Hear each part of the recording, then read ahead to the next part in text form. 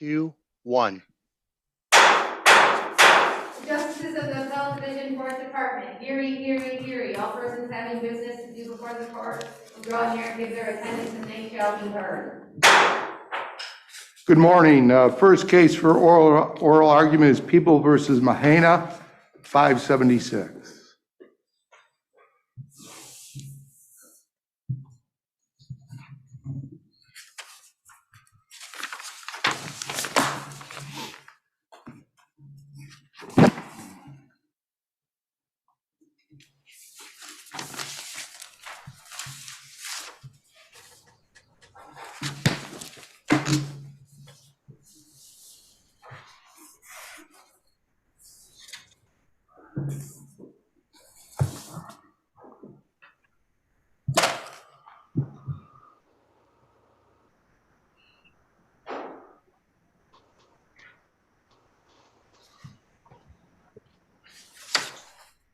Good morning. Good morning. Please the court, Ben Nelson for Darvis Mahana. I'd just like to emphasize, as I tried to do in my reply brief, that we're asking this court to look just as much at the grand jury testimony of witnesses other than my client's brother, Juan Mahana, for any evidence that would have been favorable to Darvis and should have been disclosed to him before he had to decide whether to plead guilty. Okay, and if there is a Brady violation, you want us to remit to see if it would have affected your client's decision to plead? I think that would be the appropriate recourse because he has to meet the materiality standard prong of Brady in order for there to be a remedy. It's on the direct appeal record. It's not properly cognizable on 44010, certainly without having the minutes.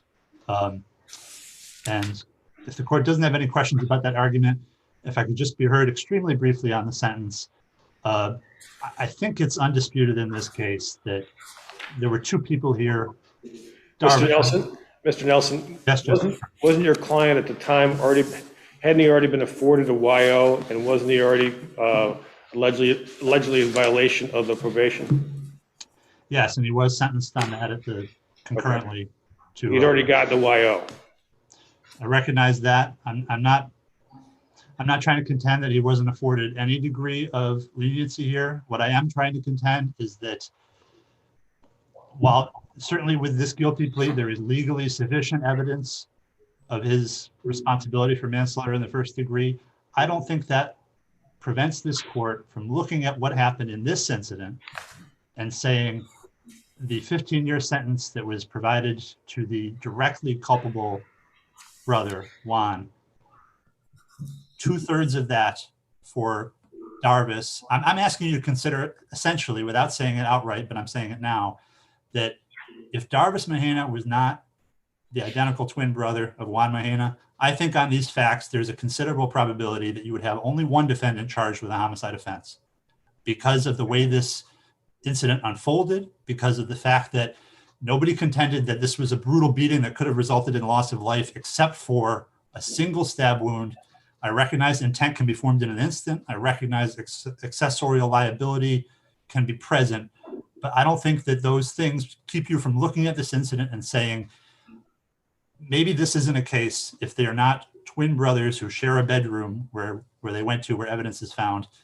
Maybe this is a single defendant homicide with lesser charges for somebody who did not have a knife or stab the victim. So I'm asking you to consider that and determine whether something closer to half the sentence that Juan received rather than 2/3 of it would be more appropriate. So Thank you. Thank you. Gross? Good morning. Thank you, Your Honor.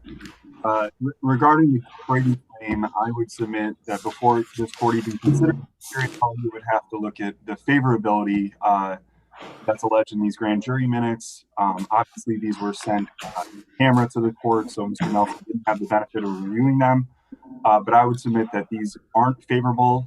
They're not exculpatory to the co-defendant or to the defendant in this case. They don't negate his intent or any actions that he took on the day of this homicide. So in addition to the materiality prong that was discussed earlier, I would urge this court to decide this under the favorability grounds. Regarding the harsh and excessive, I would rely on what Justice Curran pointed out, that this was this defendant was already serving time on a violation of probation. He had already used his youthful offender status. I think a 10-year sentence was relatively reasonable given the fact of this case and given the sentencing range he was otherwise exposed to as part of this plea bargain. If there are no other questions, I will rely on my brief. Thank you for your time. Thank you. 577, People versus Haffa.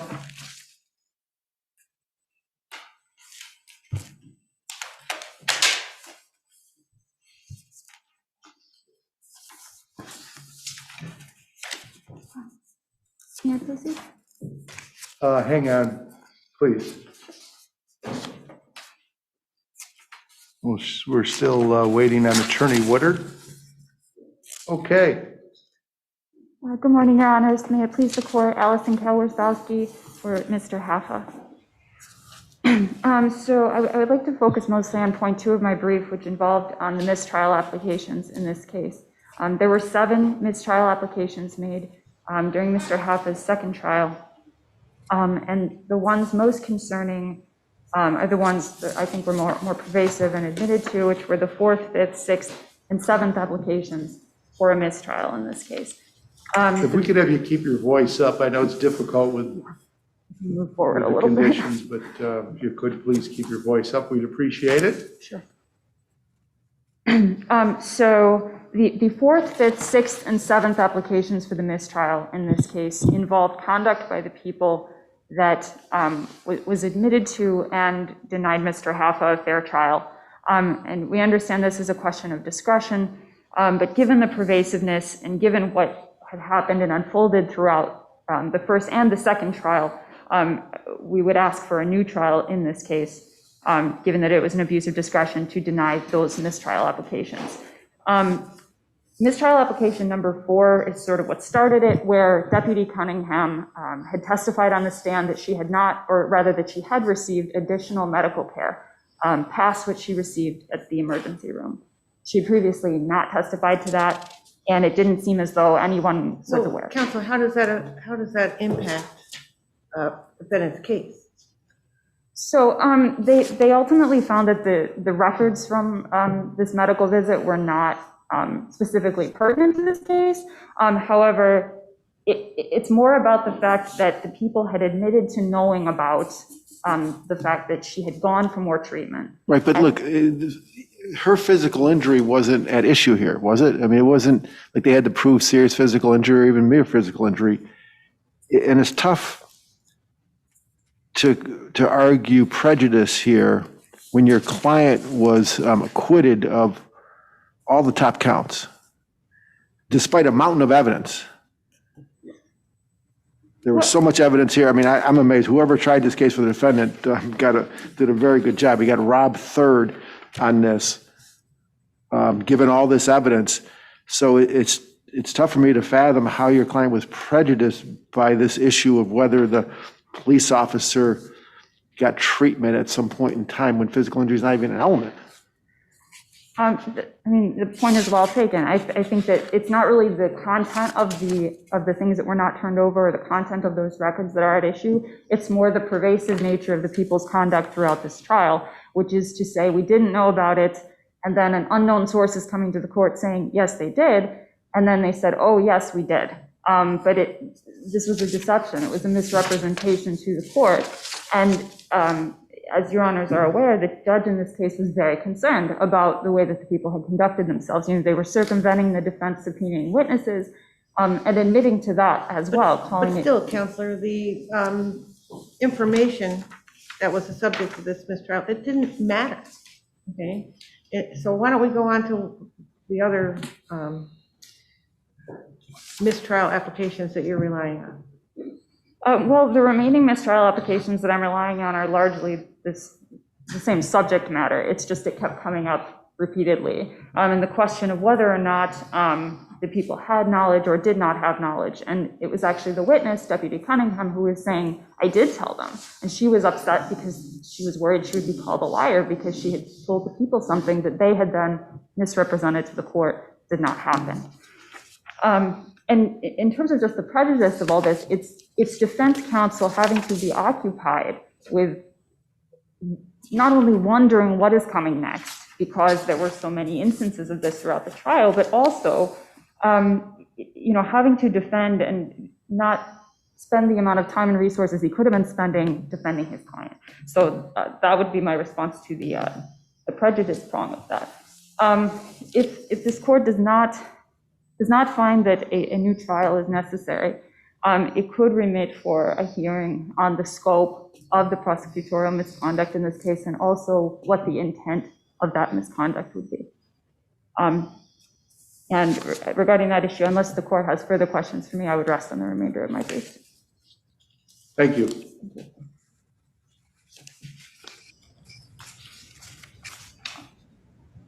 Attorney Woodard?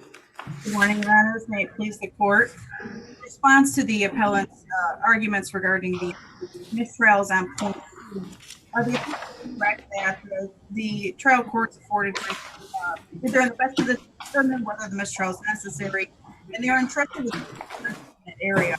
Our position is that the county court here acted thoroughly and methodically in considering each of the defense's motions. In addition, the analysis and time that comes those motions depended on the intricacy of the issue. For each application that was made, the court listened to the arguments, inquired of the parties, conducted research with the theory, made rulings on the records, crafted remedies, and instructed parties and witnesses. The court spent more time with the 6th and 7th applications because the issues were more complex. So it's our position that the court acted within its discretion when it denied the mistrial applications. Going on to the fact-finding hearing possibility here, we looked at the Petroselli case. The Petroselli case tells us that a hearing does not need to be held if the prosecutor's intent can be gleaned from the record. So in this particular case here, all of the mistrial applications occurred outside the purview of the jury.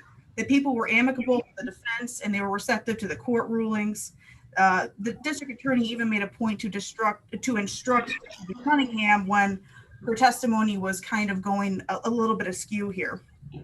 The people also made a point to correct the record when it was necessary, and that happened specifically relative to the follow-up medical records of Deputy Cunningham.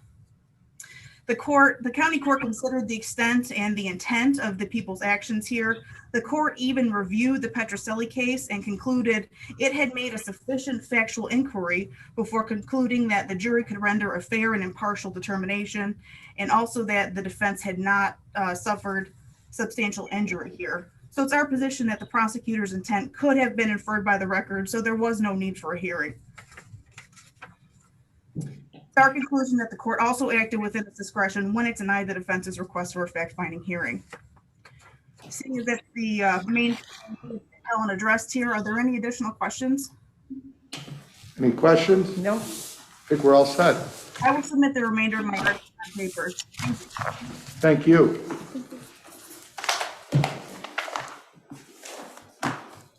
$578, People versus Royal Clinton.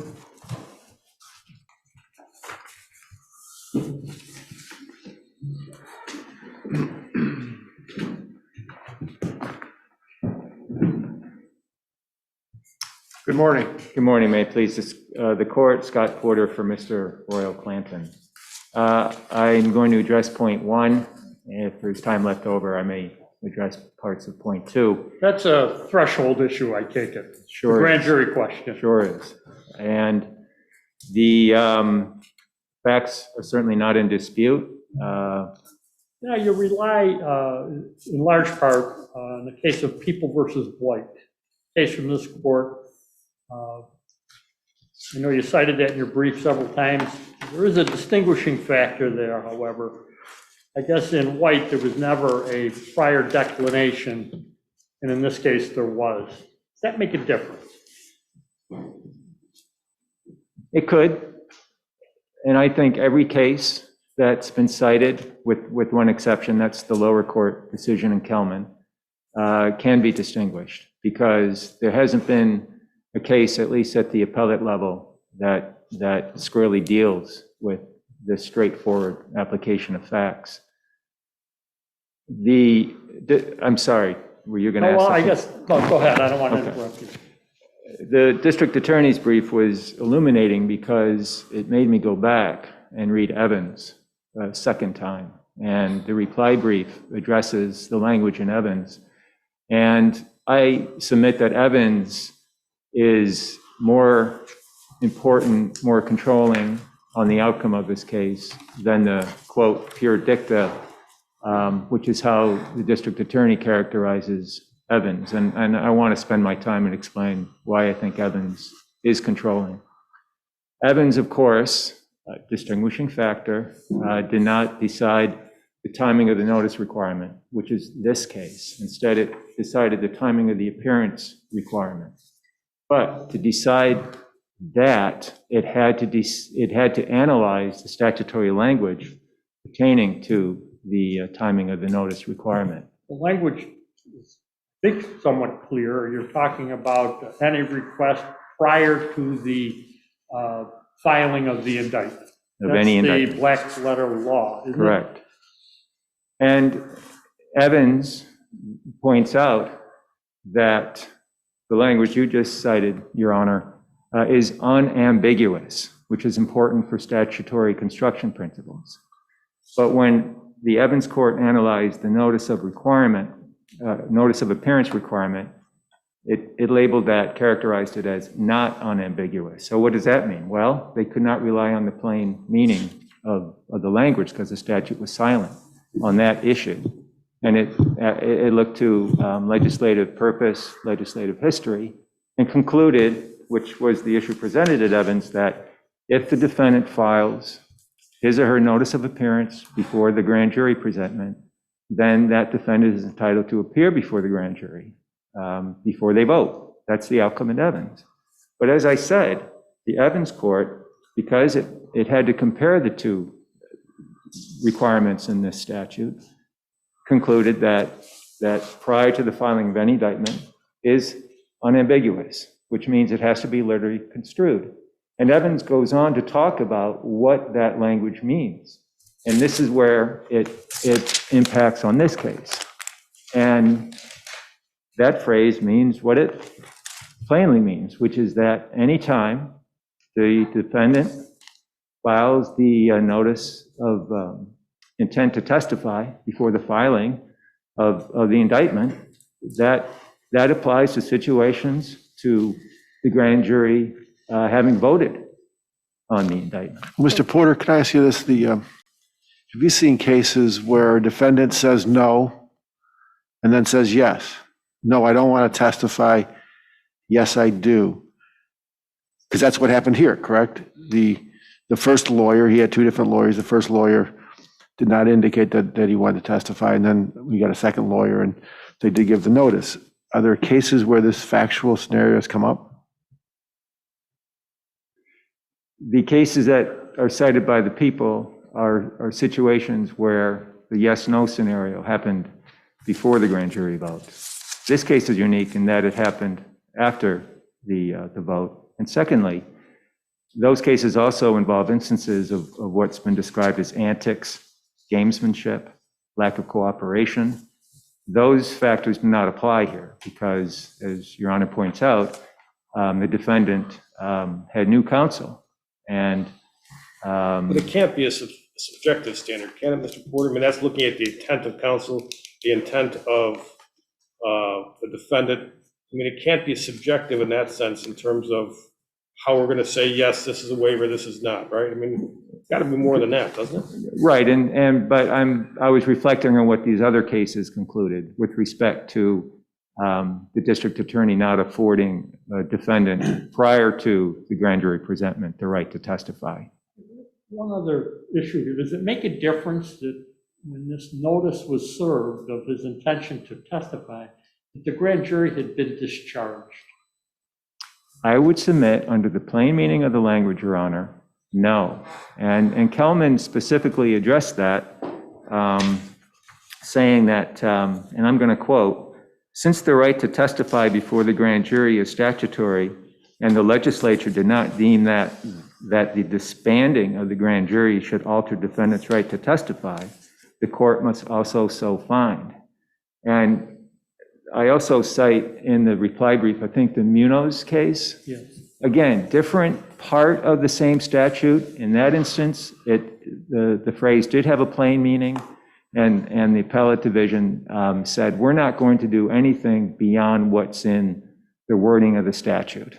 And that is what I submit here, the court must follow.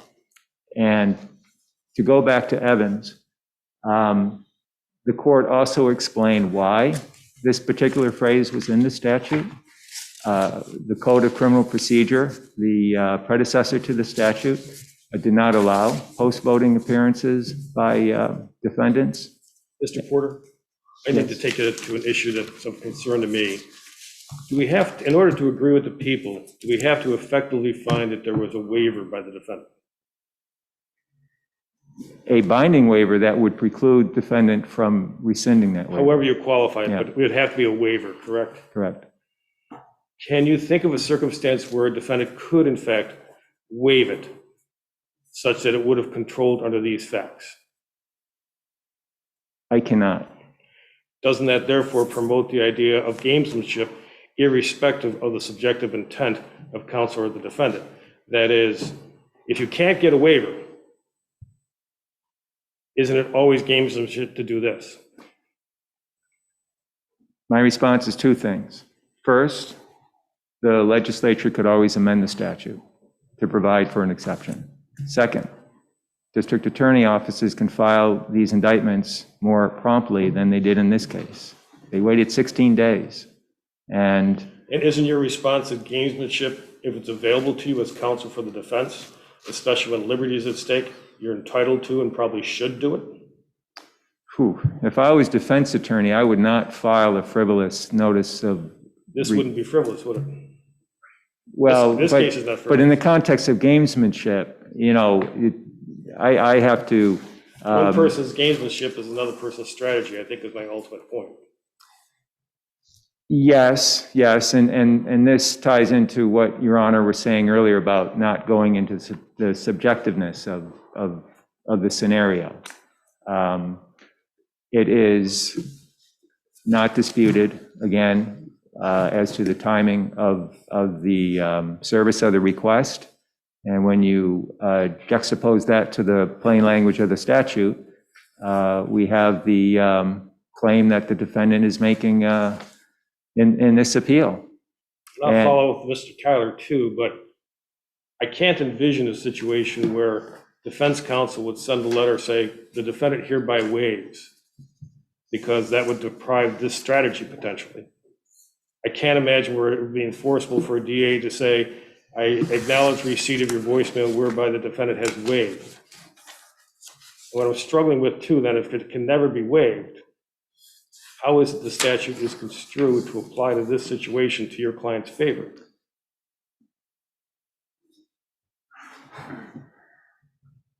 I don't have an answer, Mr. Porter. I'm just I've thought a lot about this, and sometimes it just comes down to the statute is what it says it is. And to get into these various scenarios raises perplexing questions, but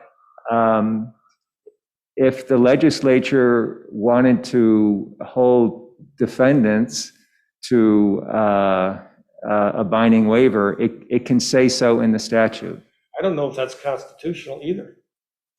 I haven't thought about that, Your Honor. Thank you. So what should have happened here then, in your view? The grand jury heard the evidence previously, voted on the case. The defendant wants to testify later, shortly before the indictment's filed. In your view, the people are required by statute then to bring everybody back in and say, we have new evidence here, the defendant's going to testify, and they revote it? Is that what you suggest? I do not know, Your Honor, if that's permissible under the CPL. I don't know enough about bringing back together grand juries after the term has expired. Well, I think there is limited authority for that under 190.15 of the CPL. Okay. With the you can make an application to the court to reconvene a grand jury, and under certain circumstances, that can be granted. I don't know that the people made that application here, at least the record doesn't show. No, that I can say with certainty it did not make that Right. application. Well, if that's not possible, let's assume that, then they have to start all over again? Yes. And then what if he says, I don't want to testify for this new grand jury? They vote on it. They leave, they're discharged. And the defense says, no, you know something, I want to vote now. We're back to, just continuously back to square one? No, I think we're into the realm of gamesmanship. Or to your point, run and file it.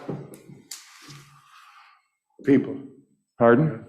In other words, to your original point, that, you know, the people should file it quickly. Yes. Yes. Yeah.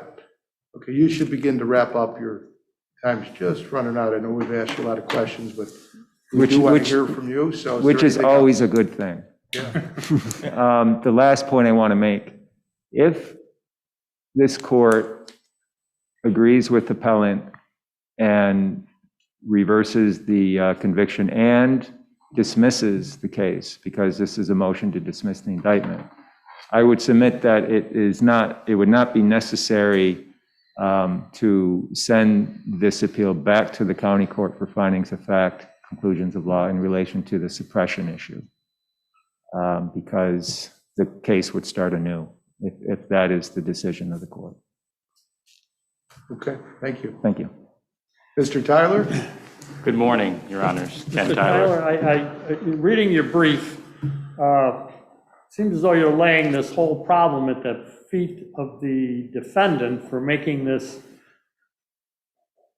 last-minute request.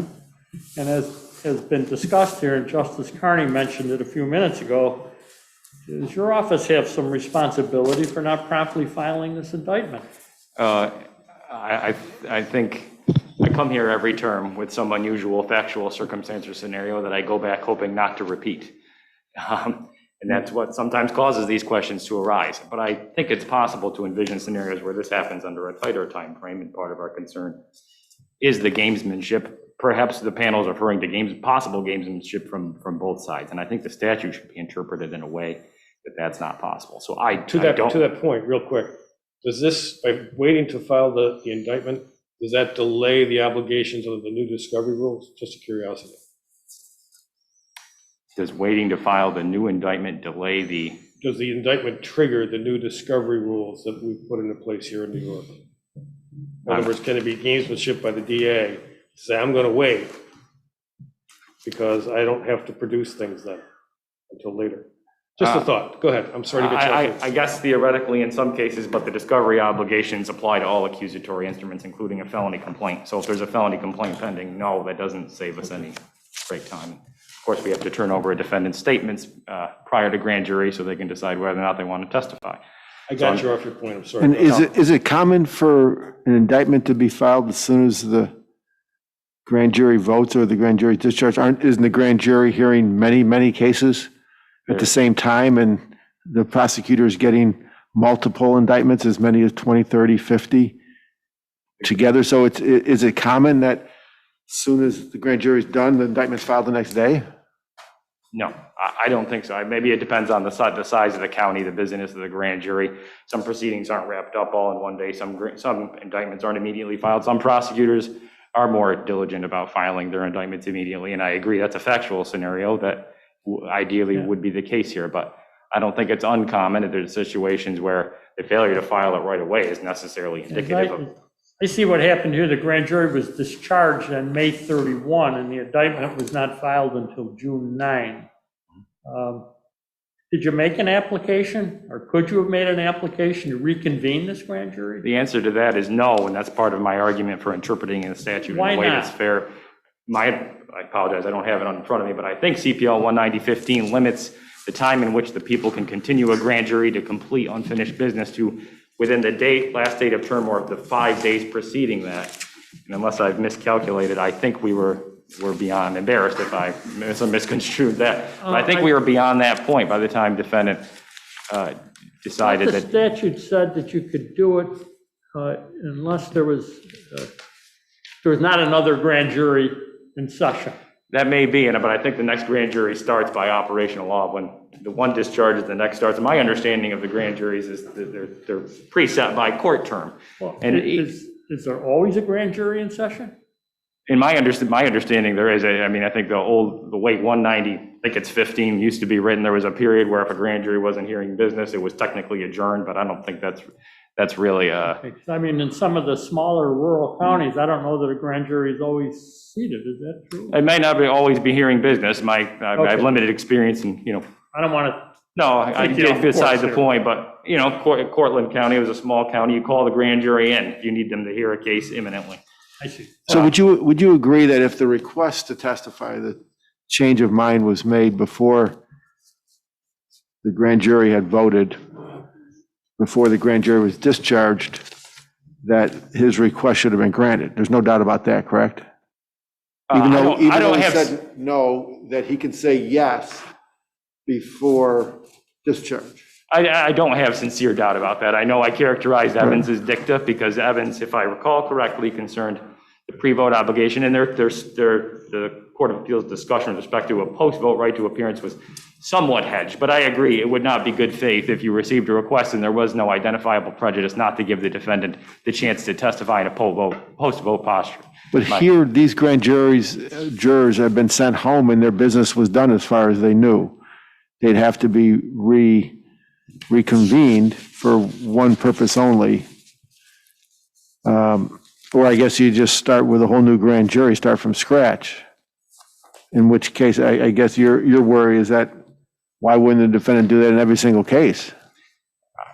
I don't know why you wouldn't. And when I spoke about gamesmanship earlier, at least from the defense side, and I'm implying no bad faith here, but let's say we were on a tighter time frame, a defendant's coming up on his 45-day period in which he could be released under CPL 190-80, he might purposely delay things and we'd be forced to. But the defendant would say in response to that, the problem with the grand jury being discharged before the filing is of your making.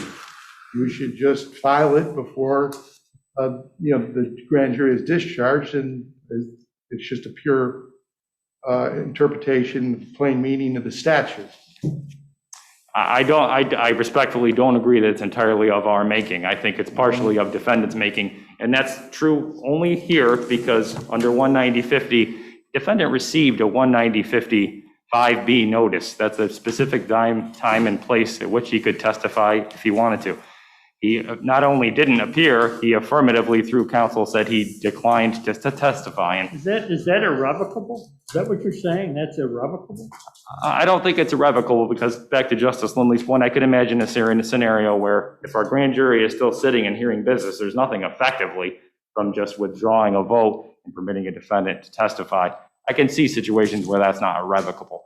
But there's a certain point in which we should be able to reasonably rely upon the assurances made through counsel that a defendant does not wish to testify. And it's so far beyond the point, at that point, that we can't call the grand jury back. Does the defendant know that the grand jury has been discharged or is about to be discharged? How would he know this? I don't know how he would know. I know he's operating through an attorney. Yeah, and it gets a little trickier. I know some of the points that Justice Kern made about this subjective view, but it gets a little trickier when he has new counsel. And perhaps at that point it was a different tactic, different defense. Perhaps. And I reemphasize, these are not ideal factual scenarios. It's not a question that I would seek to repeat if I didn't have to, but I could see it on a tighter time frame. Yeah. Just to wrap up if I can. I wanted to say this. I didn't want to go as far as to say, because you don't know where this court is going, but we talked about whose obligation, and you could cure the problem by running and filing the indictment. I would think that the safer practice is to do that. To file the indictment, sure. Right. No, I agree. And you find yourself in this situation as you started with your argument. Every term you come here, there may be a new twist that, it's a little tricky. It's true, but this question, I think, is going to implicate scenarios where maybe there isn't this much of a delay. And I think the difference between this case and just not, disregarding a defendant's request to, I want to appear, and the people simply saying, well, we've already voted the case, I'm not going to let you do that. The people relied on his notice, the grand jury is gone, we can no longer, we waited so long, we can't get the grand jury back even if we wanted to. We're past that 190-15 deadline under my reading of the statute. And then I would say Evans does not say, Evans suggests, strongly suggests, and I recognize that this court has relied on the language from Evans saying, a defendant is entitled to a post-vote appearance. This would require the people to, in my view, not just, you got to represent the entire case. You probably have to seek leave to represent it because a substantial portion of the case has already been presented. A sex assault victim has to come back and testify again. Again, I recognize the facts here are partially at our feet, but this is going to involve scenarios where that length of time may be not so culpable. Right. Okay. Is there anything else? I'll rely on my brief for the remaining points, Your Honor. Thank you.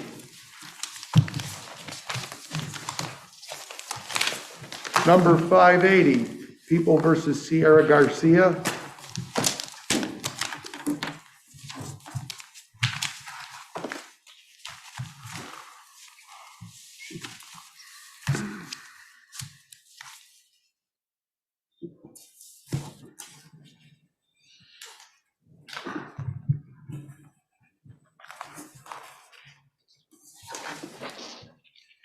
Good morning, Mr. Greenberg. Oh, good morning. Are you able to see me? Let me get the computer going. Okay. Good morning. I'm representing Hector Sierra Garcia from his conviction to attempted criminal possession of contraband when he was attempting to possess 2 plastic shanks when he was confined at the 5 Points Correctional Facility. Guilty to that crime. Do the court have any questions before I just very briefly review? I don't think so, no. My client's argument is very simple. He argues first that his waiver of the right to appeal was not valid because it was done in very general terms. The court didn't really discuss with him any length or what an appeal is beyond just a general that he has a right to file a notice of appeal, and that's pretty much it. The second argument I would argue is that the plea was insufficient because to the indictment for possessing the 2 shanks, he also had a parallel disciplinary procedure going on within the Department of Correctional Facility, the Department of Correctional and Community Services. He did appeal that. It went to Albany and it was expunged. So his argument is that given that the standard of evidence is so much lower on an internal disciplinary procedure, where it's just basically, by the preponderance of the evidence, then how could he be guilty of possessing the 2 shanks in a criminal matter? So that's basically his argument. I'll be happy to answer a question should the court have any. Oh, we're all set. Thank you. Oh, you're welcome. Have a good day. You too. Number 581, People versus Burke.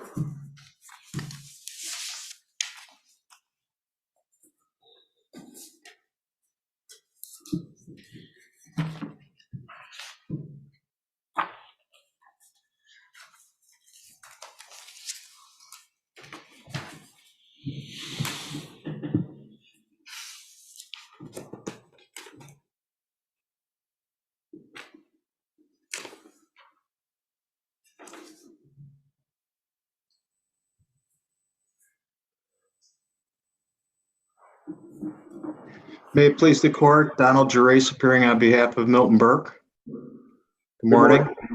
You can proceed. Thank you, Your Honor. I apologize for the slight delay. Apparently, the computer equipment. In any event, it's our contention that the trial court's accumulated errors effectively denied the appellant a fair trial when all combined together. The failure to dismiss count 5, which is the Woodbine Ave charge, was clearly an error. There was no evidence before the grand jury that the appellant possessed a weapon on Woodbine Avenue, that he acted in any way in concert with Mr. Allen. He was found not guilty of that count, was he not? That's correct, Your Honor. So That's correct. what's the harm there then? Well, the jury heard two incidents involving a gun, heard a scenario involving continuous possession of a gun throughout the city of Syracuse. Even though he was ultimately acquitted, when you combine the fact that evidence was going in regarding two incidents, which pretty much indicates that to the jury that the defendant was involved in a crime spree versus one isolated incident, combined with the court's ruling on Sandoval, which allowed defendant to be cross-examined regarding convictions that were 10 and 13 years old and remote in time and not going with veracity. It's our position that basically that allowed the jury to come up with a conclusion that the defendant had a propensity to commit crimes, multiple crimes. If that evidence wasn't presented to the trial jury regarding count 5, then it would be one isolated incident that Mr. Burke was defending, not two or continuous possession as the prosecution was allowed to argue, because the court allowed the prosecution to amend count 5 to allow that.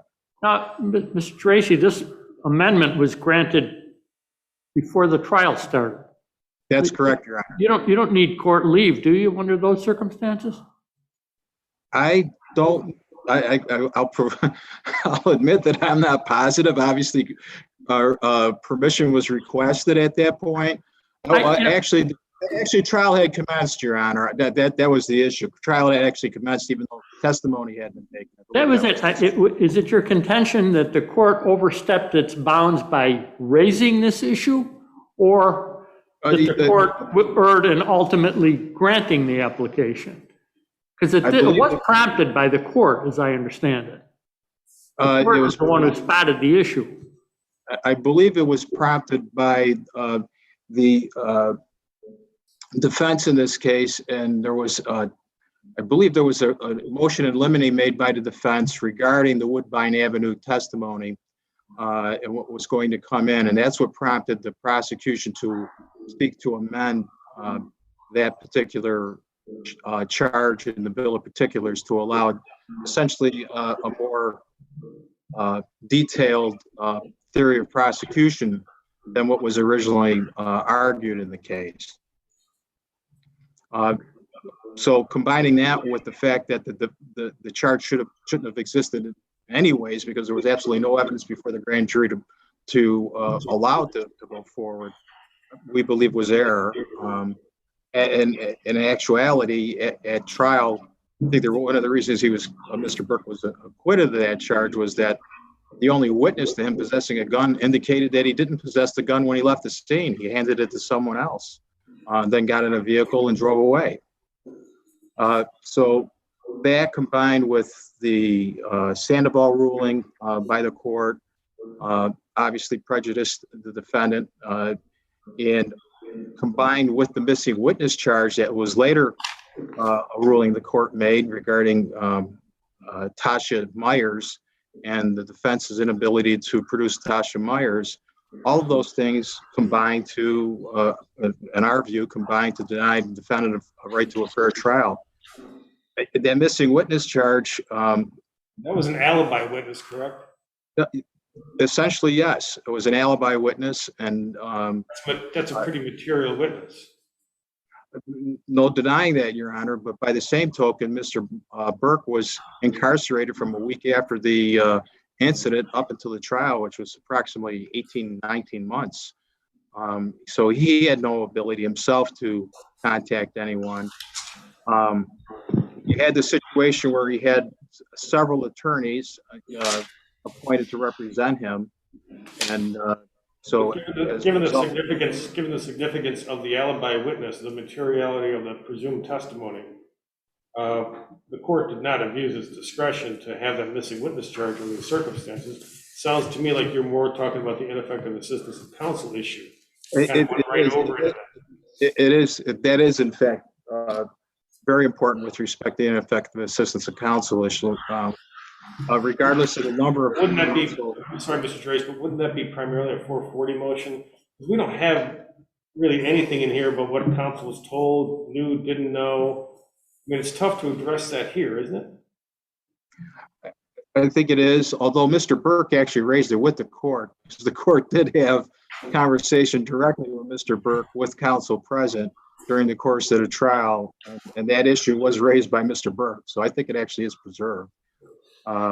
Counsel, could I talk to you a minute before your time is up about one of the cumulative errors that you discuss in your brief is the hearsay issue with respect to regarding Carol Morris. Yes, Your Honor. Your client's yes. ex-wife, and I'm a little confused as to, and it may be because the record is incomplete here, but your client called his ex-wife, Miss Shepard, Miss Morris, to the stand. That's correct, Judge. Then she testified she was at the club, at the lounge that night. She saw the defendant, her ex-husband, and she saw Alan at the Cougars Lounge. She also testified that she did not know Mac.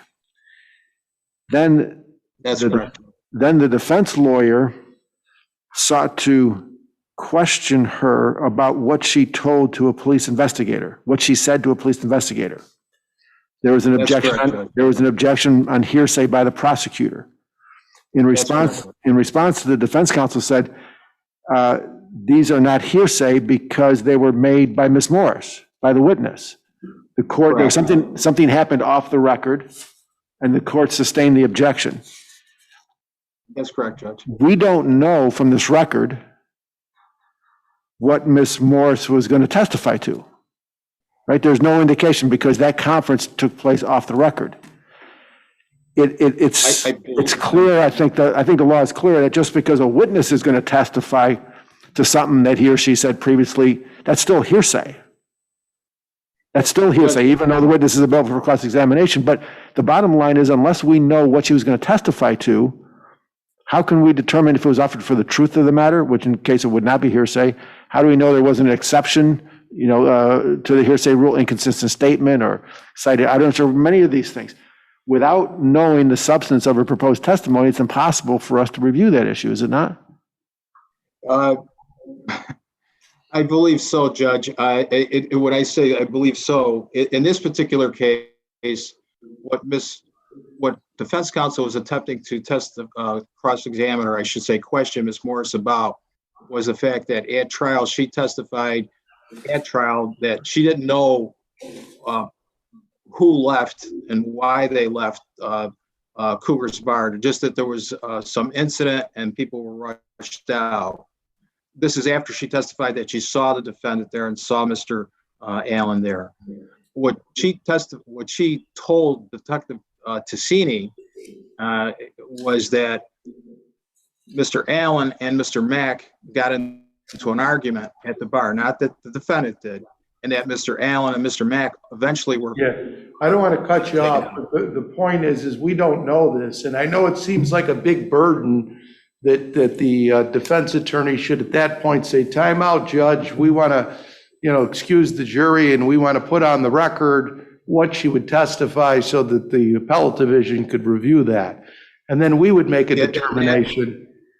So I know that's seems to be a big burden, but we really don't know. So, the record really, it's, I guess some things took place off the record. And so, our hands are tied too. I understand that, Judge, but I think it also goes to the ineffective assistance of counsel argument. That should have probably been placed on the record. There should have been a statement. What was the error, though? The court said it was hearsay. Why wasn't it hearsay? I believe that counsel should have been able to question. Well, first off, Ms. Morris, the court was fully aware that Ms. Morris was essentially a hostile witness to Mr. Burke. Okay, so she could be impeached with a prior inconsistent statement. That's correct. Right. So if that was the if that was the basis, defense counsel said, Judge, it's hearsay, but there's an exception, inconsistent statement. But that's not what he said. All defense counsel said was that these were her own statements, so they're not hearsay, and that's not correct under the law. again, why, again, that goes to the argument of ineffective assistance of Okay, counsel. all right, fair point. Okay, Thank you. We'll rely on our brief for other issues unless the court has any other questions. Nope, I think we're all set, thank you. Good Ms. morning, Your Carbone? Honors. May it please the court, Jessica Carbone for the people. I just have a few quick comments in regards to counsel's remarks, and then I will otherwise rely on my brief. Just with respect to the issues regarding count 5, as we noted in our papers, of course, the defendant was acquitted of that charge.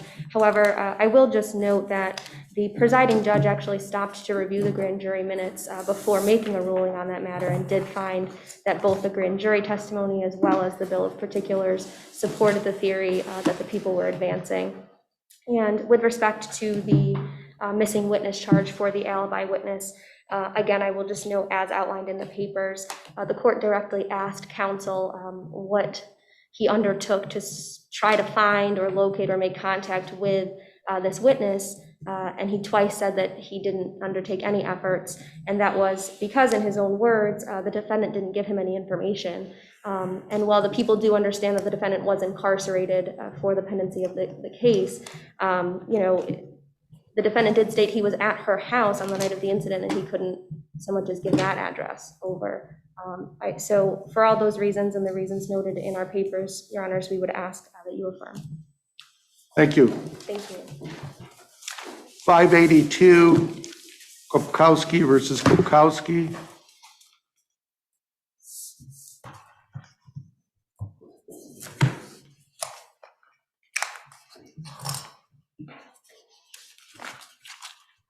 Good morning. Good morning, looks like you're solo. I didn't expect that until I arrived today. Okay, so you can proceed. Thank you, Your Honor. Just very briefly, this matter was pending before the lower court for nearly 2 years prior to the decision being rendered, including 7 days of trial and numerous pretrial matters that were held before the court. Certainly, the lower court was in the best position to evaluate the witness's credibility and determine the best interest of these children, who are, now 12 and 14 almost. And I believe that the determination made by Judge Griffith in the lower court is certainly supported by a solid and substantial basis in the record. Are the children doing well? They are. I just spoke with them last week, Your Honor. Yes, they're doing very well. Great. Thank you. Thank you so much.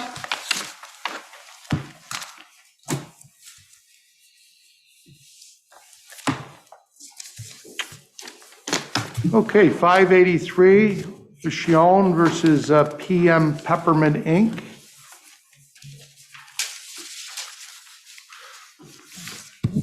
I'm going to recuse. Okay, Justice Bannister is recused from this case.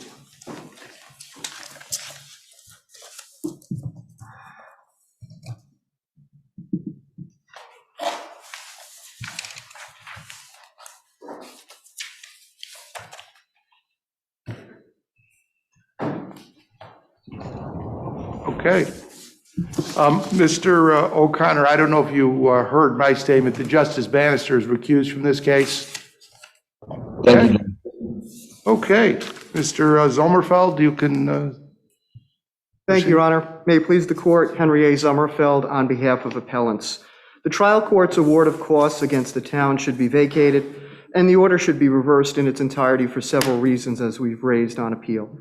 First, that the trial court failed to comply with the procedural and substantive mandates of Part 130, which require vacatur of the award, and notwithstanding, the town did not actually commit or engage in any frivolous conduct below, nor... Sir, if we find a violation, procedural violation under 130.12, would we remit?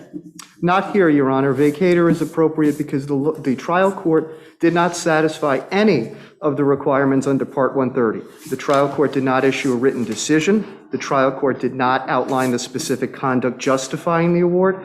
It did not specify why that conduct was supposedly frivolous. Well, could we send it back and have the court do that? That's my point.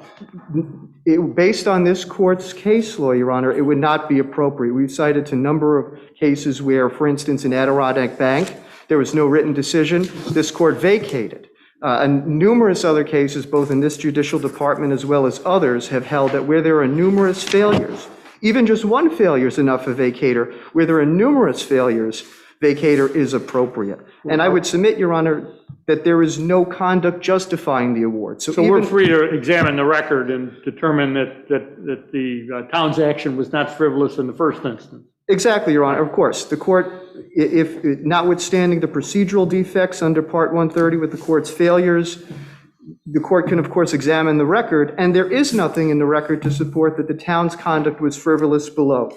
This is a case, Your Honors, involving a consent order that the parties negotiated. There were complaints from town residents. Those complaints were substantiated after the town's investigation and further substantiated during discovery, where there were party admissions as to the conduct at Right, issue. counsel, you make a lot of good points. We've read the record. This appeal is all over $5,000, correct? Well, in part, yes, Your Honor, it's over the $5,000 award. It's also relative insofar as we feel that by the lower court issuing sanctions or costs, excuse me, where they're not appropriate, where we were enforcing the consent order, it's a bad precedent. Essentially, it has awarded the contemner here and has punished the town for carrying out its obligation. So it's more than just $5,000, Your Honor, in that regard. Because if it were just money, your town's probably spending more than $5,000 to try to get this overturned. You're worried about the effect this is going to have on enforcing this consent order and others. I take it. It's more than the money to you. It's certainly more than the money, Your Honor. The lower courts or the trial court's order has set a bad precedent. It has essentially disenfranchised towns and parties generally from enforcing consent orders when there is admitted conduct Right, that but violates it's the not order. like this order is going to be binding on all the trial judges, and it's not binding on us, it's not binding on anyone. I don't know. It just seems like it might have been a one-off. Judge made a mistake, and but you feel otherwise, and you're here, so you do make a lot of good legal arguments, and they're all set forth in your brief. Thank you, Your Honor. And just to Your Honor's point, this is also about respondents' conduct. We believe, and we've argued, that the respondents have raised a number of legal arguments that have just no basis whatsoever, and the town had to respond to them. And we believe that based on that, the trial court should have found sanctionable conduct based on respondents raising those arguments, which include citations to CPLR 8303A, Well, which applies just. You have to remember, though, that they did raise a couple of arguments, you're right, that I think were a bit frivolous. The Miranda argument, for example. Yes, Your Honor. However, they were successful in defeating the contempt petition that was brought against them. So I don't know that their actions were frivolous. They did win. Well, just because they won on other grounds, Your Honor. They raised a number of arguments, and those two in particular, the Miranda argument, for instance, as well as 8303. The respondents abandoned the criminal arguments on appeal. They maintained the 8303 argument, right, which is curious because their own authority actually comes out against them in that regard. So the fact that they were successful, I don't think has any bearing on whether or not those arguments were frivolous. I think they're two separate aspects.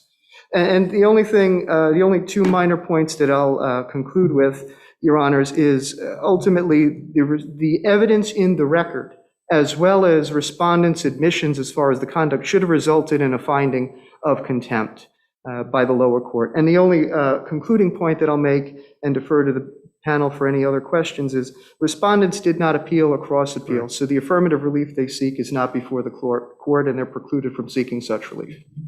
If there are no questions, we'll rest on our brief. Thank you, Your Honors. Thank you. Mr. O'Connor? Yes, may it please the court, James O'Connor for the respondents. Good morning. I'd be very brief with my respective points. I just wanted to touch on the first thing that's been, I think, ignored is that the standard here is abuse of discretion, and there certainly has been no abuse of discretion by the lower court in any of its judgments. To the extent that this case is not about the $5,000, I would agree. I think this case is really about carrying water for the wealthy neighbors who chose to build their homes down the street from an industrial zone. And I think that was played out in the hearing and is in the record. This is a case of not in my backyard, Your Honors.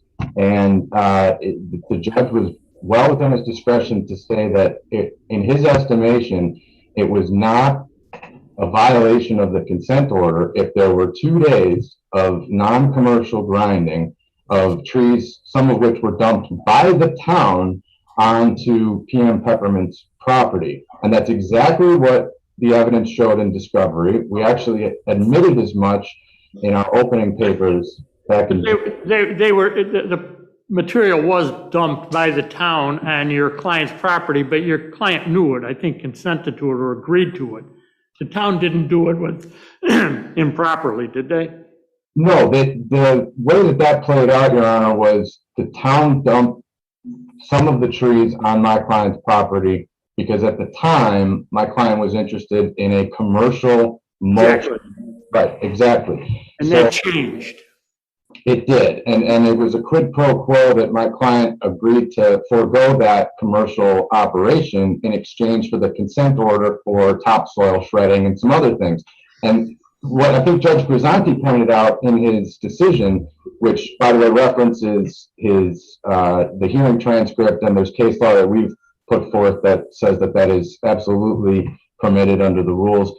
You know, the fact that these complaints really were not about the quote unquote mulching. They were actually about lawful permitted activity, noise, dust, things like that. And Judge Grisanti laid out very well, I thought, the reasons for the granting of costs. And we cited, you know, the Constantini and Fern cases, which say that a transcript incorporated by reference absolutely satisfies the requirements of this part of the chief administrator. So for those reasons, we think the order should be affirmed, and that we firmly believe that this additional appeal is an additional example of harassment of Mr. Marinaccio as an individual. And for that reason, the appellants should be sanctioned.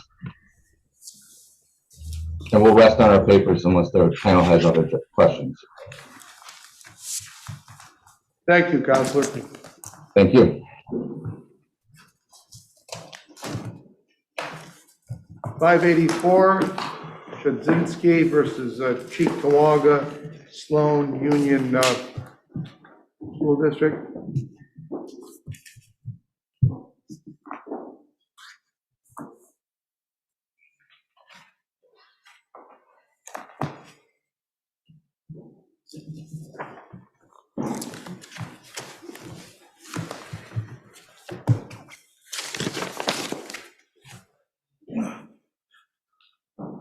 Morning, Your Honor. May it please the court.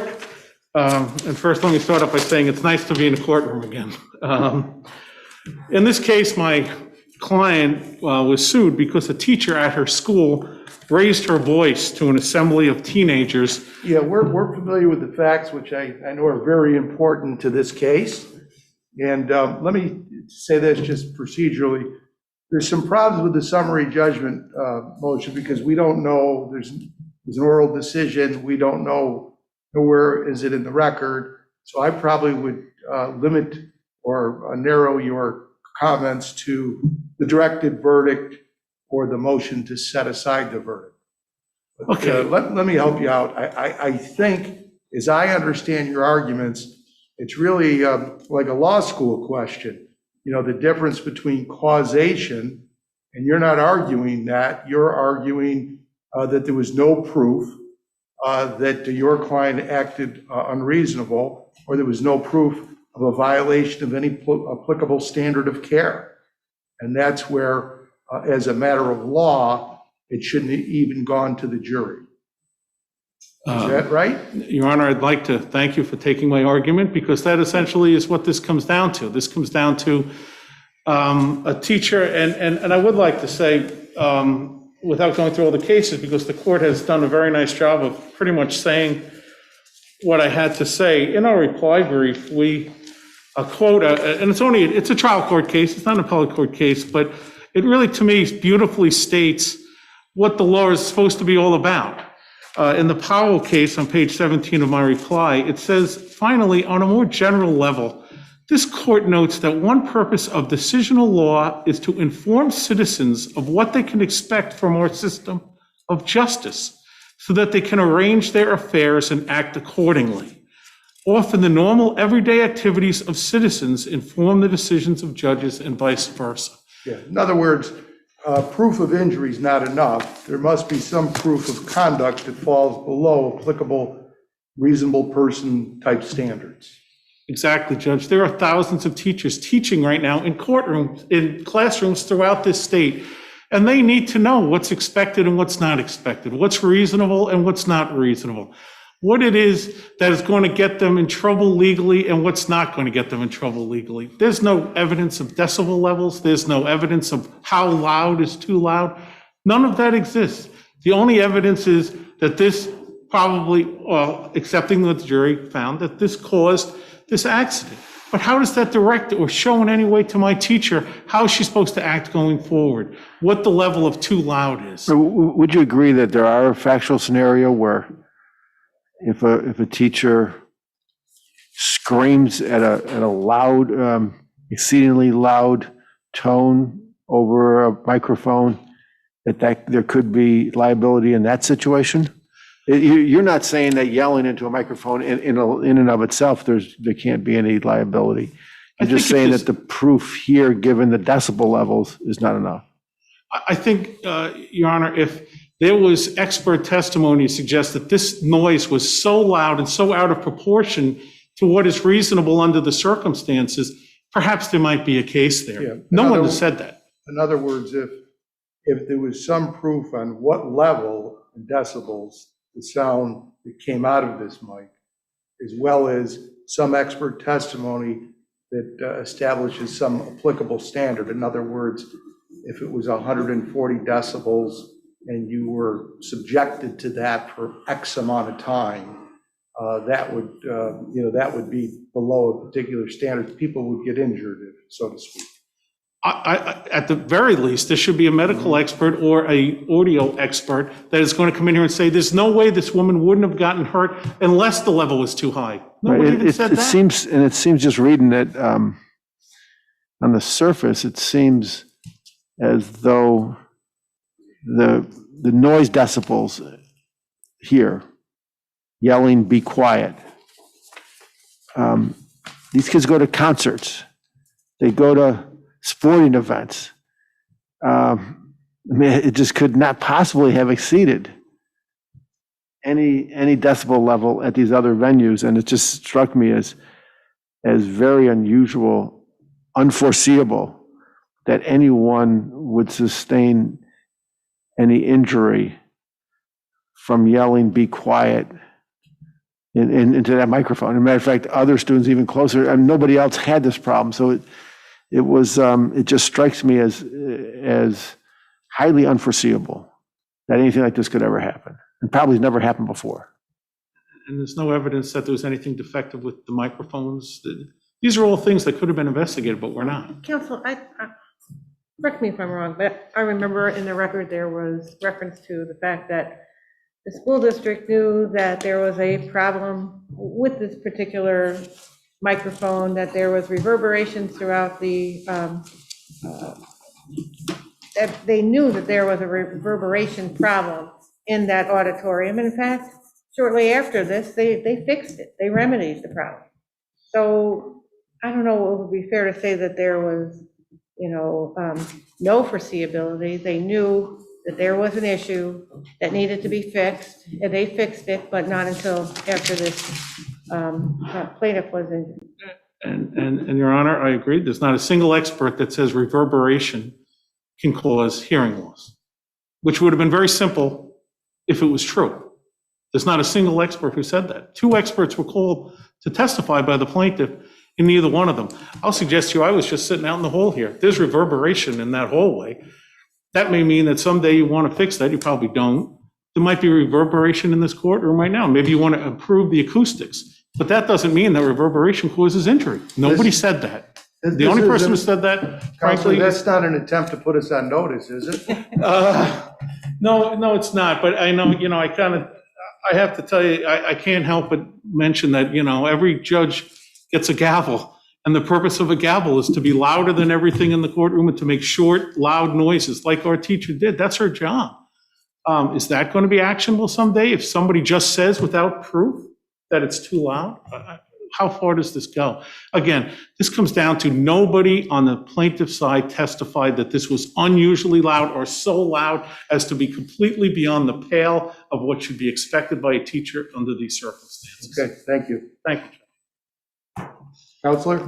May it please the court. It was never plaintiff's contention that a teacher raising her voice is unreasonable. Alternatively, a guidance counselor in this case who wants to use an amplification system to get her point across to students, that's not unreasonable. When you do both, when you scream into a microphone at a very close level, into an audio system that was known to have problems, the individual with the district who is responsible for setting up and activating this sound system and worked at the district for many, many years said, I've been complaining about it for years. It was very echoey, reverberant. He talked about there being 4 or 5 amplifiers affiliated with this sound system. And what appellant is asking is that we come in here and have to establish some quantifiable threshold in terms of decibel levels, which is a virtual impossibility. There would be never any way within which we could replicate the voice of Ms. Coyne. The individual who set up the audio system that day testified that he had no specific recollection as to the volume settings, as to the balance, the fader. He said, I can just tell you generally what I do. We had testimony that my client, other classmates, had testified undeniably that there was a loud noise that caused everybody to grab their ears, that even the military personnel that were working as part of the administration of this test abruptly turned and were put on notice. Again, not a question of reasonableness about raising a voice, but when you raise your voice into an audio system that's known to have some problems in terms of its reverberation effect, basically what it was a system that was too powerful for the room in which it was installed. And although they had complaints for years, they never corrected it until after the fact. And of course, our efforts to get any type of an expert to do an analysis of decibel levels, it would be an impossibility on 2 grounds. One, certainly we couldn't replicate Ms. Coyne's voice and replicate the system because they didn't know exactly what volume it was set at. We would never be able to know exactly, was her voice, was her mouth 6 inches from the microphone, 1 inch from the microphone? It reduces exponentially as somebody gets a distance back from a microphone. Secondly, we could never replicate it because before we'd have that opportunity to do so, they had installed sound absorbing panels on the wall of the auditorium to correct this. And by the admission of Mr. Keller, the individual at the district who was responsible for setting up the system, he said, oh, it made it much, much better. It improved it greatly. So, again. Wasn't it the teacher's intention to speak loud enough to be overheard by all the noise that was in that auditorium when she spoke, however loudly, into that microphone? Well, she wasn't whispering. She wanted to be overheard over all the rest of the noise in that auditorium. Oh, absolutely. And it's understood. The testimony from my client, as well as a classmate, was that she screamed, she yelled into the microphone in a very loud manner, be quiet. And of course, it caused, as my client says, it caused everybody to cover their ears, and it caused an immediate buzzing in her ears. To say that nobody else brought a lawsuit or nobody else has complained of some permanent injury doesn't mean it didn't have a momentary effect on almost everybody in that auditorium. It could cause everybody's ears to start to ring, momentarily. When we hear a loud noise, if I'm near a gunshot or something like that, it's not uncommon. A car backfiring, it can have that momentary effect. For most people, fortunately, it goes away. In this young woman, it didn't. And whether or not she was more susceptible to tinnitus, an eggshell plaintiff, that's not an argument that they can rely on. You take your plaintiff as you find them. Yeah, I don't think it's a causation argument.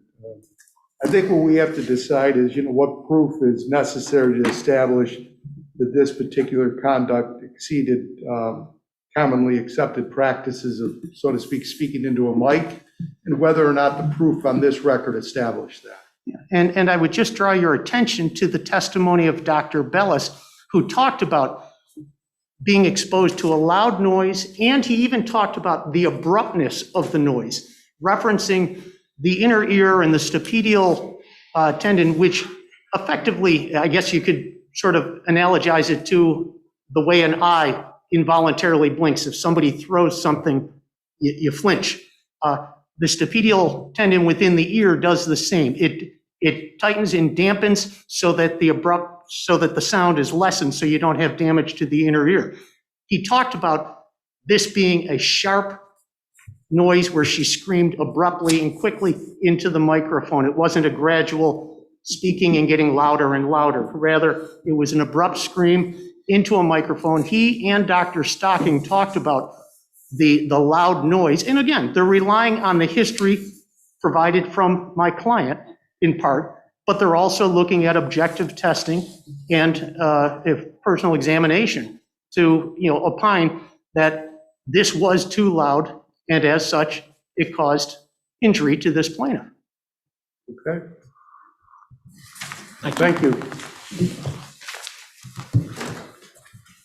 586, Best versus DCG Development Group.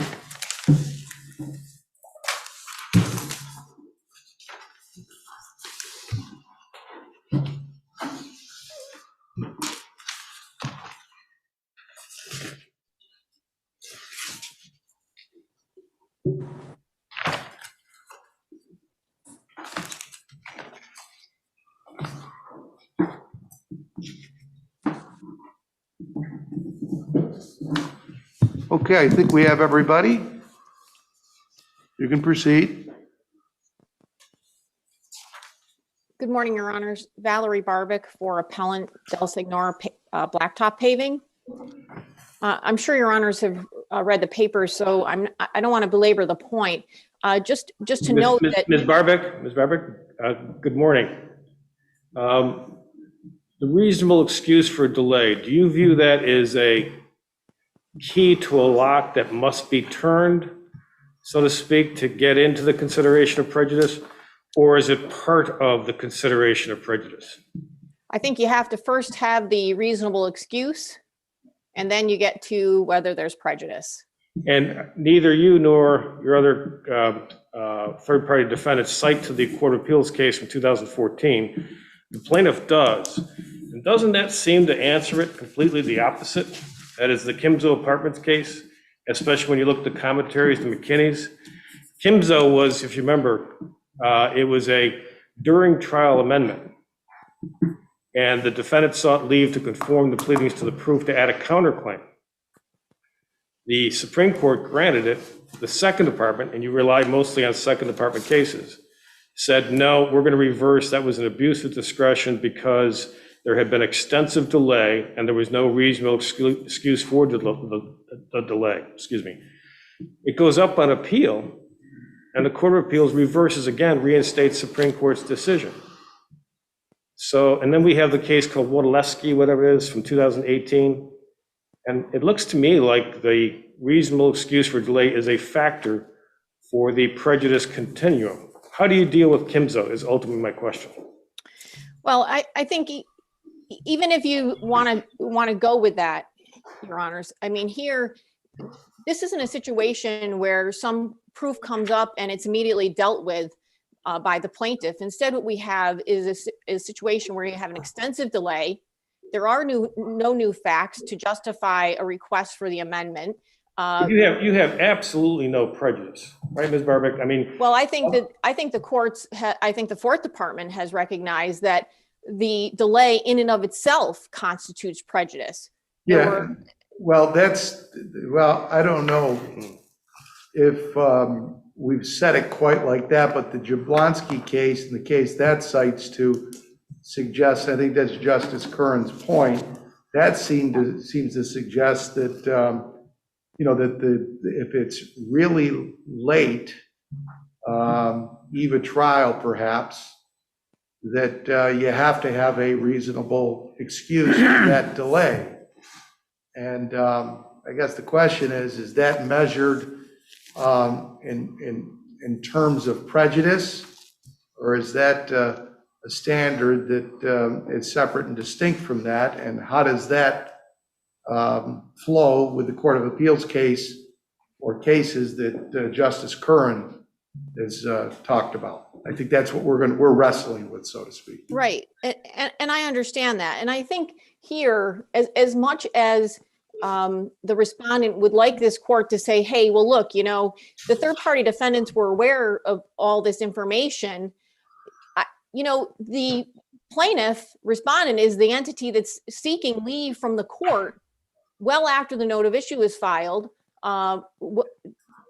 seemingly having the necessary facts to seek this amendment more than 3 years before that. Right. Counsel, can I just ask you this? And I know that the motion to amend, this was not the first motion to amend, by the way. This was the second one. And it was made 7 months after the note of issue. But it was made, was it not, well more than a year before the scheduled trial? So this is not the eve of trial. This is not an eve of trial. This is not a week of trial. This is not a month of trial. This is not even a year of trial. It seems like those cases, Jablonski and these other cases, are cases where the trial's just about to start. And we've said that the statute doesn't require it, but okay, in that situation, you got to come up with an excuse. This is, wow, this amendment is made well in advance of trial. Well, perhaps in advance of trial, Your Honor, but well after everything was closed in terms of discovery, well after motions for summary judgment were made, and more than 3 years after the facts that give rise to the theory of recovery that the plaintiff wants to now assert were known. But Ms. Barber, I mean, are we going to hold that against the third party defendants, or are we going to hold that against the plaintiff for the delay? Yes, Your Honor. I'm sorry to interrupt you again, but I thought the court put some mitigating measures to cure some of the alleged prejudice. That is, allowed a further supplemental bill of particulars, allowed further deposition of the plaintiff. Even though it was post-note of issue, the court did afford some mitigating measures, correct? Correct, Your Honor. But I don't think that really remedies the situation where third-party defendants are made to defend themselves and defend themselves in a way in where they were positioned in the litigation. Okay, let me ask you this. This is a huge position. Hang on. I know it's difficult because we keep on interrupting you. That's okay. And I apologize for that. And I know it's difficult with the way the appearance is with the Zoom so that seems to be the problem, or the issue we need to wrestle with. In other words, should we look to, the prejudice, or to your point, hey, this is so late, the standard is you haven't come up with a reasonable excuse. And when we get into the older Court of Appeals cases, the Edenwald case, it says mere lateness is not a barrier to amend. It has to be lateness and significant prejudice. But then when you look at our case, Jablonski, it seems to say, hey, look, if it's, if you're knocking on the door on the eve of trial, then the standard seems to just be whether or not, what's your excuse?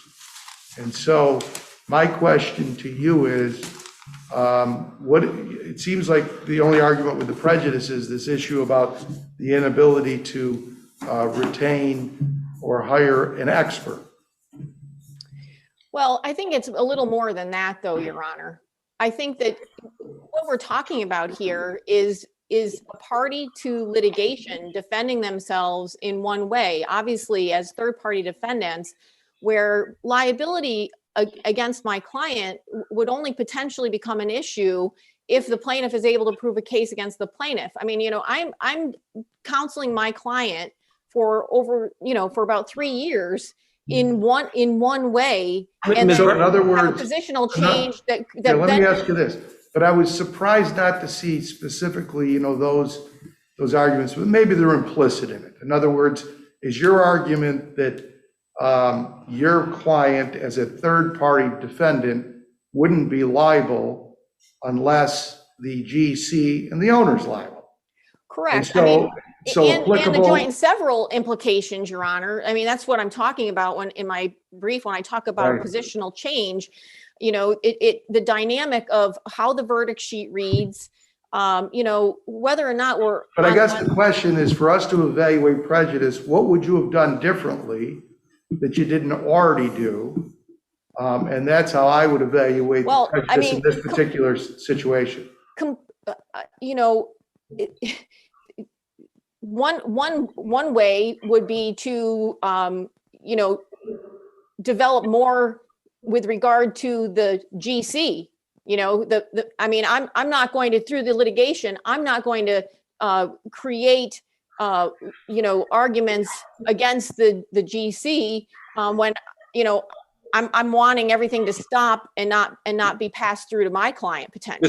Ms. Barbic, time out on that one point, forgive me, but your client is in here on a common law indemnification claim. And you want contribution. And contribution, but you want to heap as much blame on the GC as you possibly can, just like the GC wants to be a conduit of blame through to your client and to Del Signore. So it seems to me that that point is not exactly going to hold a lot of water, because it seems to me at trial, you're all going to be there pointing the fingers at each other. Well, I'm going to be a little bit more passive as a third-party defendant, Your Honor. But I think also critical is, you know, I'm advising my client. My client believes it is in one position for more than 3 years.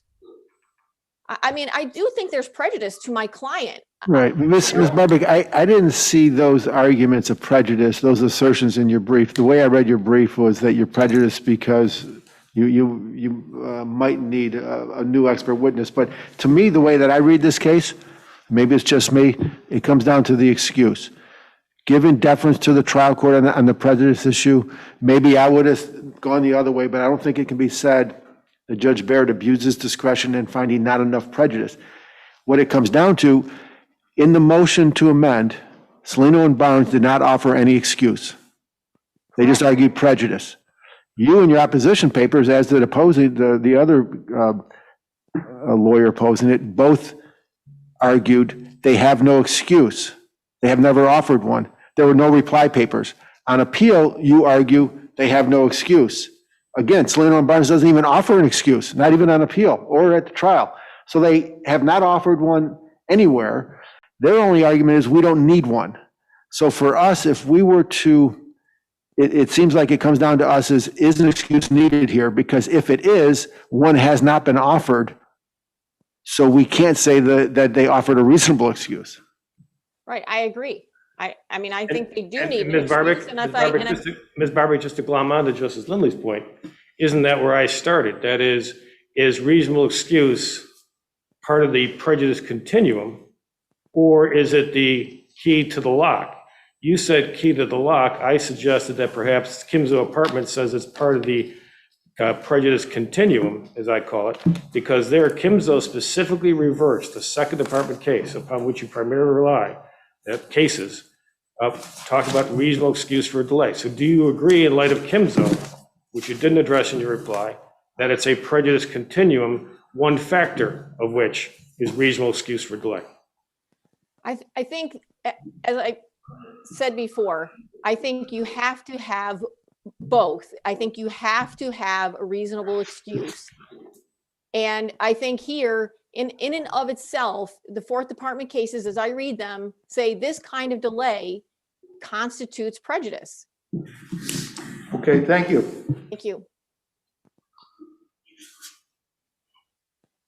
Attorney Hoffman? Your Honors, Elizabeth Hoffman on behalf of WMJ Keller Sons and Construction Corporation.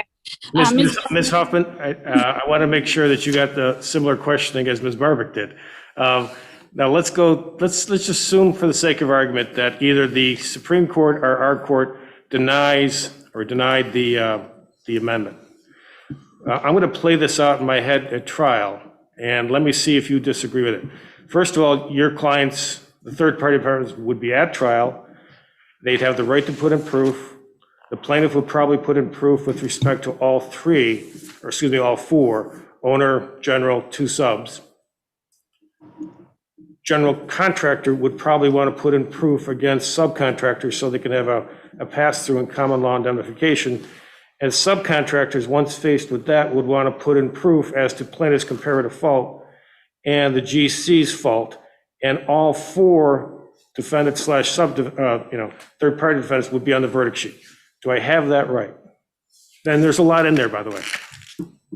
Yeah, assuming that the motion was denied, yes. Yes. Yeah, I agree. So I'd have that right. I believe so, yes. So really, this amendment makes no difference because plaintiff could have easily waited till trial, stood up and made a motion to amend the pleadings to conform to the proof, and that could have been an abuse of discretion not to grant it, and we could have even granted it sua sponte on appeal, correct? I still think it comes down to coming up with an excuse and showing that we aren't prejudiced. I still believe my client is prejudiced by this amendment at the time that it was or at the eve of trial. Eve of trial more than, 13 months before the trial was supposed to start? That's eve of trial in your view? I think that regardless of the 13 months before or maybe the day before, my client's prepared its entire defense in the posture of being a third-party defendant. The plaintiff has had numerous opportunities, has known the facts upon which this amendment could have been made, but it did so at a time where the note of issue was filed, and the only relief afforded by the court was an opportunity to take a deposition of the plaintiff. No, I understand. I understand your point, but let's just not call it eve of trial. Okay, I think we can agree it wasn't the eve of trial, but we understand your point. Okay, is there anything else? Unless there are any further questions directed towards my client, I'll join in Ms. Barbick's argument. Thank you. Mr. Pajak. Good morning, Your Honors. May it please the court, Greg Pajak for the plaintiff in this case. To Justice Kern's point, regarding whether or not and what to do with the reasonable excuse aspect, I think the Kismo Apartments case clearly establishes that it's really subsumed within the prejudice argument here. And all we're hearing from the defense, frankly, is that they aren't prejudiced because they would have conducted themselves no differently during this discovery had they been a main defendant all along or simply a third-party defendant. They participated in do you agree that with me that the only way we can affirm this is to hold that your firm, your client was not obligated, was not required to come up with an excuse? I agree.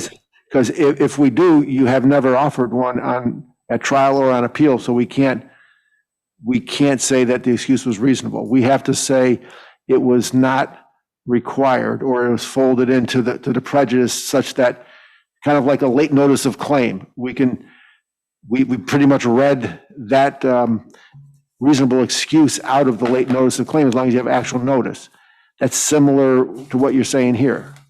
I agree with what you're saying, Your Honor. And, if the court is looking for some kind of bright line test, perhaps, because I was thinking as the court was asking my opponent's questions here, if this was truly an eve of trial type of application, and I mean a real eve of trial application, perhaps there is some room for saying that there has to be some kind of, quote, reasonable excuse initially presented, although I don't think that's what Kim So says.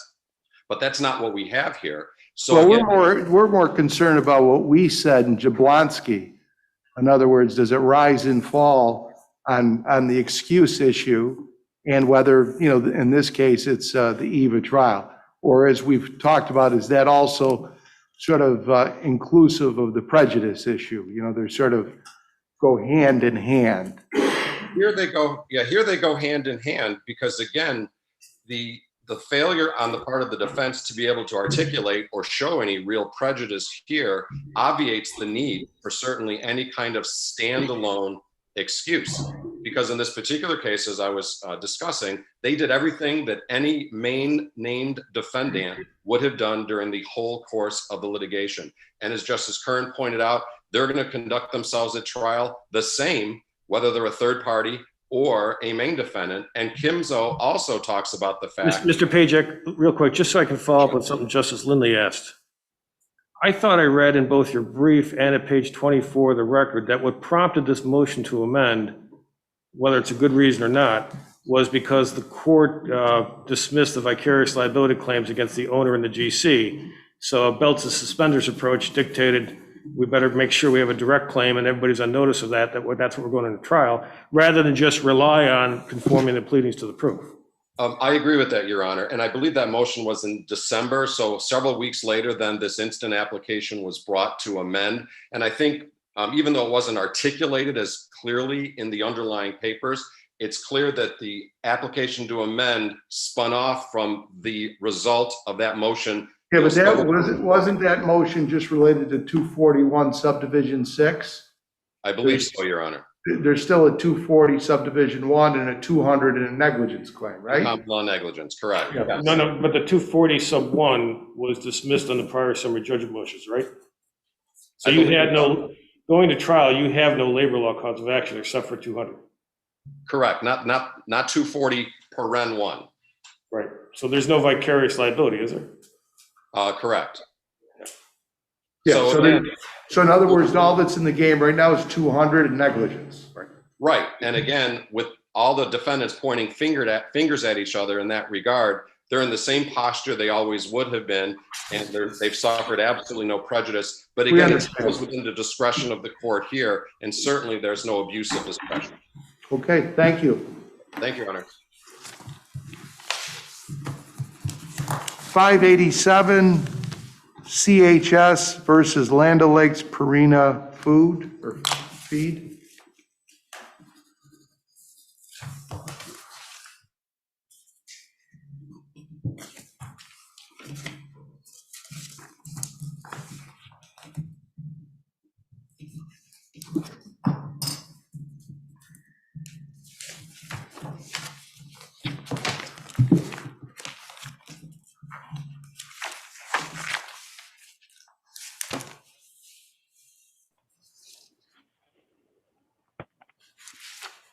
We're still waiting on Mr. Miola, so bear with us. Okay, I think we're ready to go. Mr. Miola? Good morning, Your Honors. May it please the court, on behalf of Appellate Land O'Lakes Purina Feed, Robert Miola, to argue on its behalf. And it's clear to me, Your Honors, that you're very familiar with the briefs that have been submitted.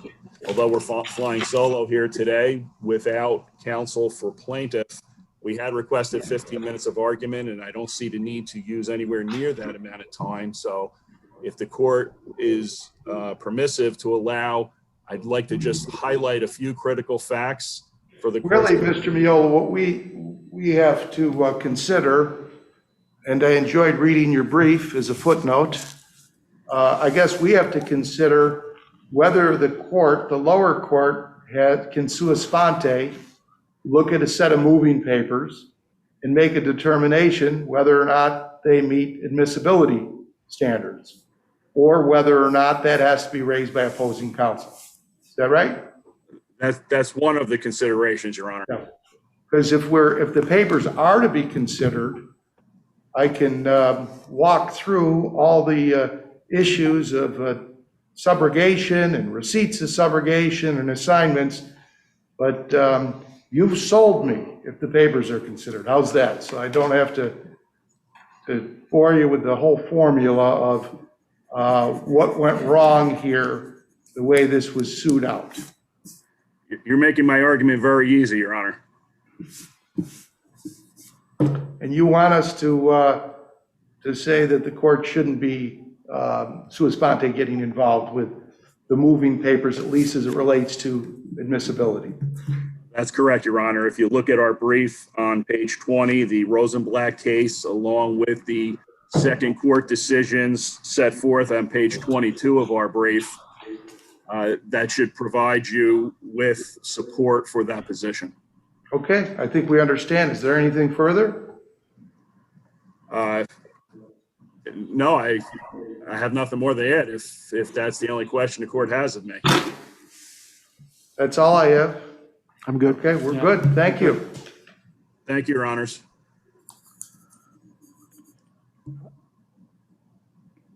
Mr. Gerstmann? Good morning, Your Honors. My name is Barry Gerstmann. I'm for the appellant defendant, Commodity Resource Corporation.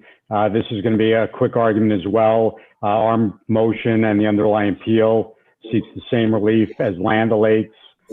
So I have nothing to add to what Mr. Miola said, and I rely on the papers. Thank you. Okay, thank you. Thank you, Your Honors. Thank you.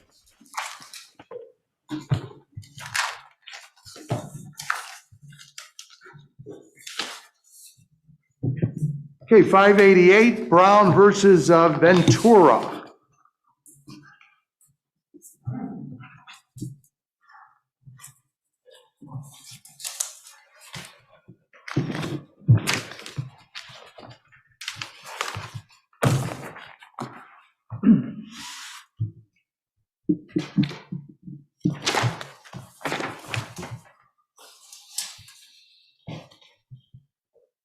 Good morning. Good morning. Good morning. May it please the court, my name is Mike Rowland. I represent the Venturas.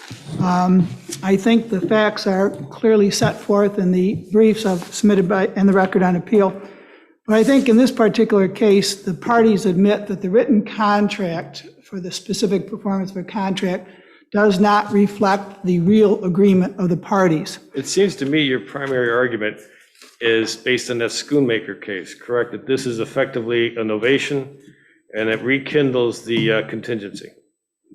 It does, Judge, yeah, and that is part of our main point here. The other main issue that I would bring before the court is I think this is a matter of public policy, and to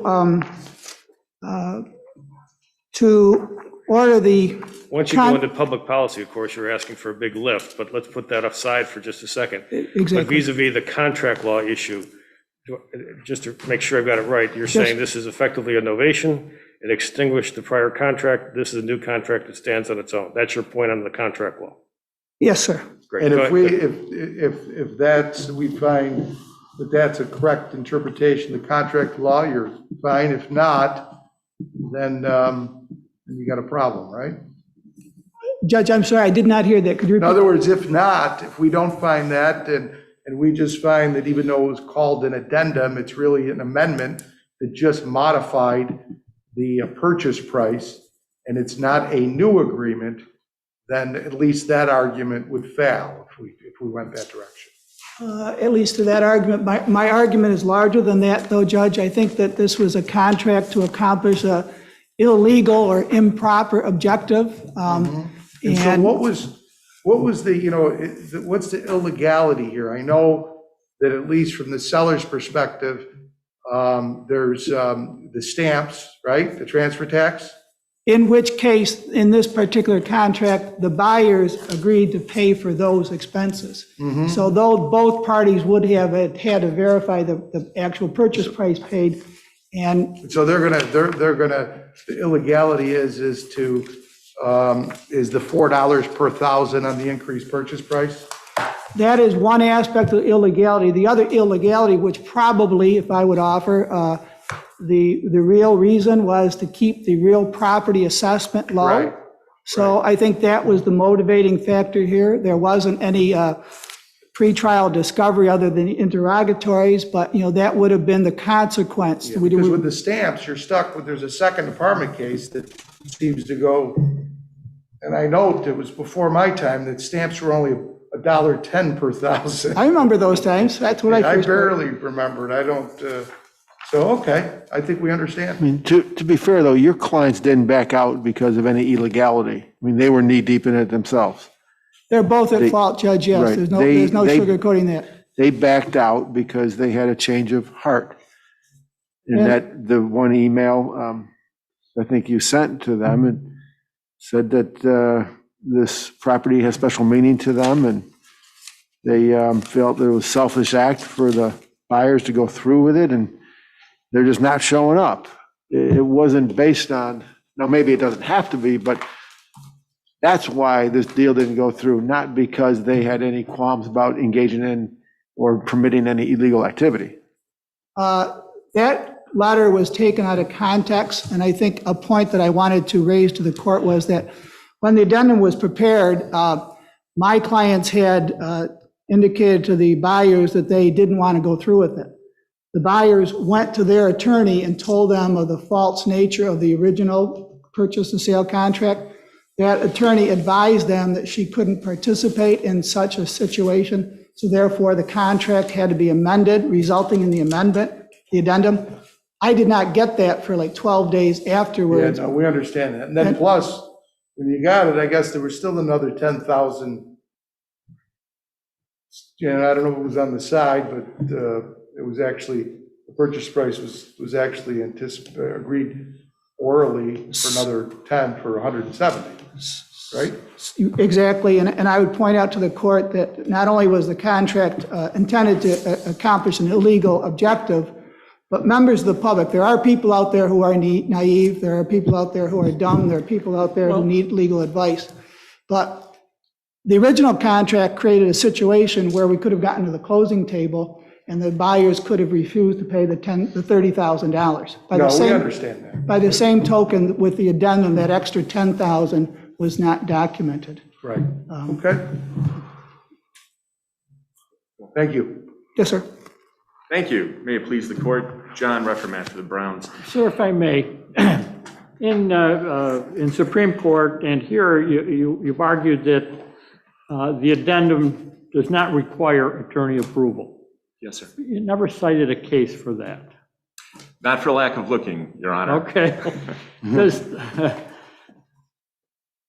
the addendum, as I read it, incorporates all the terms of the original contract. Yes. And one of the terms of the original contract was attorney approval. Does that revive that? It does not, and I think the fuller answer to the question, Judge DeJoseph, is first of all, there were no cases cited where attorney approval would be required in this circumstance. And I have to say, I rely a little bit on the authority of attorney Christy Miller, who is the real estate attorney. I'm a litigator, so I don't have a lot of experience with transactional real estate, but Ms. Miller certainly said to Mr. Rowland, as you know. She didn't cite any authority for it either. No, she didn't. No, fair enough. But I think the other answer to your question is a couple things. First is, what is the nature of an attorney approval?